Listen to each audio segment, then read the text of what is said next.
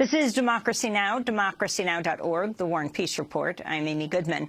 The Israeli government has concluded its military actions in the 2014 war with Gaza were, quote, lawful and legitimate. The report was released Sunday, just ahead of an imminent UN investigation into the 50-day conflict. Israel's refused to cooperate with the United Nations Human Rights Council's inquiry, which Israeli Prime Minister Benjamin Netanyahu dismissed as biased. Whoever wants to know the truth, let them read this report. Let them also read the report by the senior generals. Whoever wants to continue with baseless, automatic blaming of the state of Israel, let them waste time reading the report by the UN Commission. More than 2,200 Palestinians were killed in the 2014 assault, the vast majority civilians. On Israel's side, 73 people were killed, all but 6 of them soldiers. During the 50-day operation, more than 20,000 Palestinian homes were destroyed, and hundreds of thousands of people are still displaced. In the report, Israel says it made substantial efforts to avoid civilian deaths, saying Hamas was to blame for the high number of civilian casualties. The report accuses Hamas militants of disguising themselves as civilians and of converting civilian buildings into military centers. In Gaza, Hamas dismissed the Israeli report. This is spokesperson Sami Abuzuri. The Israeli report, by which the occupation tries to clear itself of committing war crimes in the Gaza Strip, is an attempt to control the international public opinion and to preempt the report of the International Council of Human Rights regarding the committing of war crimes in the Gaza Strip. The Israeli report has no value because the Israeli war crimes are obvious and committed in front of a live and direct broadcast. To talk more about the significance of the Israeli government report, we talked to 2 guests. On the phone from Tel Aviv, we're joined by Gideon Levy, Haaretz columnist, member of the newspaper's editorial board. His latest article is headlined, "Israel Washed Itself Clean of Gaza's Deadbeat Children." He's also the author of The Punishment of Gaza. And in Washington, D.C., Yusuf Munir is with us, the executive director of the U.S. campaign to end the Israeli occupation. He's the former executive director of the Jerusalem Fund. We welcome you both to Democracy Now! Yusuf Munir, let's begin with you. Your reaction to this report, and let's place it in context. Israel has investigated itself with this report. It's just about it's expected that the UN is about to release a report. Yusuf. Well, you're right in that Israel has investigated itself, and this fits into a very familiar pattern that we've seen time and time again, really going back to the early days of the Israeli state. After various massacres, there are investigations which almost always result in Israel declaring itself completely innocent or finding some minuscule charge to put on people that are, then prosecuted and further have those charges mitigated even after that, to the point where there is nobody held accountable for anything at all. This is a PR stunt, is what it is, and I think it speaks volumes that's the approach that the Israelis are taking, precisely because they know there is no way that they can convince the world that what took place in Gaza last year, wiping out 89 entire families, killing 504 children, that's justifiable. They can't. Certainly not, given the fact that this was done through massive weapons of war against a stateless population. That can't be done. The best that they can hope to do is to obfuscate and to confuse and to cloud people's perception of the issue by trying to issue a report that attempts to balance out or counteract a report that's done by an independent entity. If, the Israelis believe that the only way that they can get a report that supports the conclusions that they want and finds them innocent of all war crimes is to orchestrate that report by themselves or have it put together by their friends, I think that tells you everything you need to know about Israel's conduct in the Gaza Strip last summer. Gideon Levy, your latest piece in Haaretz is headlined, Israel Washed Itself Clean of Gaza's Deadbeat Children. Talk about what happened on that beach in Gaza and what this report has to do with that.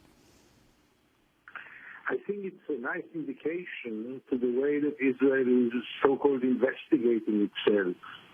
4 children are being shelled on the beach of Gaza in front of the eyes of international journalists. screaming and screaming, those are children. No way that the Israeli army with the more sophisticated devices couldn't see that those are children. And then 1 year later, Israel just closes the file in a case which could really serve the Israeli propaganda, in a case in which Israel could really prove the world that at least in one case Israel is investigating itself. But no, even the blood of those poor fishermen children, those beach boys of Gaza, even their blood is not a reason for Israel to apologize, to bring someone, to take someone accountable for this. Their killing was, force majeure. Nobody pushed the button. Nobody shelled them one bomb after the other. It's not only one bomb. It were at least two bombs from them. And that's, in a nutshell, the whole story. The report of the Israeli Foreign Ministry is above all pathetic and embarrassing. I mean, if they think that anyone in the world will take this piece of propaganda seriously, they underestimate the intelligence and the morality of the world. It's really almost shameful to suggest this kind of report when, as my friend said just now, when the facts on the ground are screaming, are crystal clear, what, 500 children being killed, you can blame all the killing on the Hamas. Can you really believe that anyone will take you seriously? Really, it's every time, again and again. Gideon Levy, you are an Israeli Jewish reporter. You're on the editorial board of the Israeli newspaper Haaretz. How is the Israeli Jewish population taking this report? As you know very well, Amy, Israel's public opinion is totally brainwashed in the recent years. No moral doubts, no discussion, no debate even. I mean, it is very clear to most of the Israelis, if not all of them, that the IDF is the most moral army in the world and that Israel should not be taken accountable for anything it has done in Gaza. This is hardly discussed even. It's not even an issue in Israel. Last week, the Israeli military announced it was closing its investigation into the killings of the 4 Palestinian children on the Gaza beach last year. The 4 boys were all cousins, aged 9 to 11. They were killed while playing on the beach off a coastal road west of Gaza City during the war last summer. I want to turn to comments made by Mohammed Bakr, the father of one of the boys who was killed. Israel decides for itself what is true or not true. Our children are the same as other children around the world. Children of the Bakr family are the same as children around the world, like children in Britain, France, Germany, and America. All the free nations are supporting us. We have the right, and we will achieve victory because we have the right. Our children were playing at the beach. What have they done to be killed in cold blood? That is Mohammed Bakr, the father of one of the 4 children killed. Yusuf Munir, is Israel participating in cooperating with the UN investigation that should come out at any moment? And also, is their report coming out, is that aimed at all at the International Criminal Court? With a body, a country investigating itself? Are they hoping to head off any kind of ICC investigation? Well, to answer your first question, no, they're not participating in the UN inquiry. They've refused to participate in the UN inquiry. That's been pretty much a standard of Israeli policy over the last number of years, where they've refused to even participate with the United Nations inquiries because they simply believe that it's not going to reflect the outcome that they would like to see, and so they just refuse to speak to them altogether. We saw that after the last major war on Gaza in 2008, 2009, and other instances as well. And obviously, what we are seeing here is an effort to try to mitigate the isolation of Israel through a variety of different arenas, including the International Criminal Court, but also in other arenas in the international system and among civil society around the world as well. the Israelis are increasingly growing isolated. They're increasingly fearing being isolated, and I think that we are seeing in the government today and in the discourse in Israel today a reflection of that. I think they're only going to move further to the right.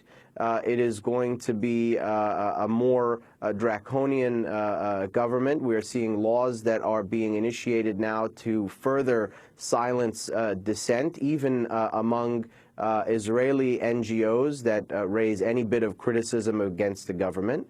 But I think this is the kind of pressure that absolutely has to happen before there is any change in Israeli policy. But we have to realize that it is going to get worse before it gets better, because the people who are in power in Israel are not going to relinquish that power for a more equitable, more just solution easily. And they're going to continue to lie and deceive not just the international community, but also their own people into believing that they can sustain this system into the long term. You know, with those boys on the beach, I think it's a perfect example of how monstrous this war was. Even by the Israeli military's own statement on the issue, they concede that they were firing at figures that they did not even identify. They could not even see what they were shooting at, in a space where the vast majority of people are civilians, where 50% of the population is children. And lo and behold, this country, which brags in all corners of the world about its high-tech abilities, is unable to identify that these are children playing soccer on the beach, and knowingly fires at what it cannot even identify. At the end of the day, 4 children are dead on the beach, along with 500 other kids at the end of that war. And the Israelis want us to believe that they did nothing wrong in this process. In your response to the UN Secretary General Ban Ki-moon leaving Israel off a list of countries which kill or injure children during conflicts, the decision defying the recommendation of a UN special envoy and following intense pressure from Israel and the United States. Gideon Levy, can you weigh in on that? Did that surprise you? It doesn't surprise me, because as long as the United States will continue to support automatically and blindly anything that Israel is doing, as long as this policy will continue, the UN and other international institutions will have to really lose their way. Ban Ki-moon was in Gaza. I know that he was quite shocked from what he saw. And he knows how many children were killed in Gaza. And still, when the order by the United States, or the threat by the United States is, don't include Israel in this blacklist, then nothing helps. And as long as this pattern will continue, the international community will have to continue to swallow all those really shameful decisions by the United States. Gideon Levy, I want to thank you for being with us. Haaretz columnist, member of the newspaper's editorial board. Latest piece, Israel washed itself clean of Gaza's dead beach children, also author of The Punishment of Gaza. And thanks so much in Washington, D.C. to Yousef Munayyer, executive director of the U.S. campaign to end the Israeli occupation. He's the former executive director of the Jerusalem Fund. This is Democracy Now!, democracynow.org. When we come back, we go to Lincoln Castle in England, where the 800th anniversary of the sealing of the Magna Carta is underway. Stay with us.